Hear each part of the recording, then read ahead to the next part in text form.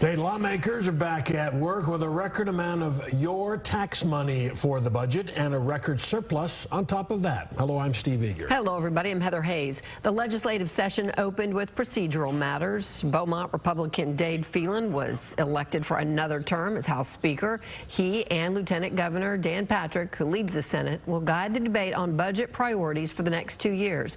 Property tax relief is one of the biggest topics. Fox 4's Alex Boyer joins us now live with a closer look. Alex.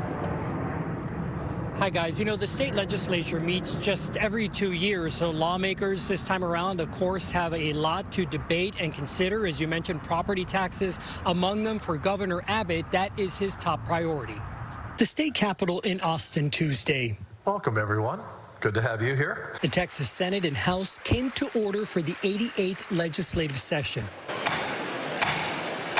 The state is working with a record-breaking budget surplus of nearly $34 billion.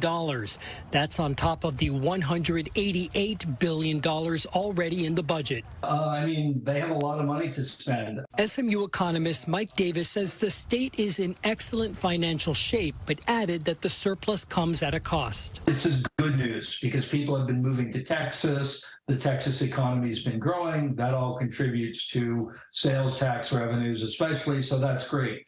The bad news, though, about the surplus is a lot of it's a consequence of inflation. Governor Greg Abbott wants to use half of the budget surplus for property tax relief. This is a once-in-a-generation opportunity. But Lieutenant Governor Dan Patrick wants to take a more cautious approach, warning the legislature could not spend half of the surplus without busting its self-imposed spending cap. The biggest and most difficult issue for the legislators to work through is going to be property tax relief. SMU political scientist Matthew Wilson says there's considerable demand from voters to reduce property tax. The legislature can vote to spend beyond the cap. There's some differences of opinion between the governor, the lieutenant governor, and various legislators about exactly how much money is available for that and how it should be pursued. There's a variety of factors to consider. Cutting property taxes would help homeowners, but not necessarily renters who are also dealing with ever-increasing rents. So that will be part of the debate. When you take into account a large portion of the surplus comes from revenue generated by sales tax paid by all Texans. Some property tax relief might come in the form of education spending. More money budgeted for schools would encourage school districts to lower their tax rates. But there are other key issues for lawmakers to consider, like infrastructure upgrades and border security. Certainly that, I think, is going to be a central focus of this legislative session as well.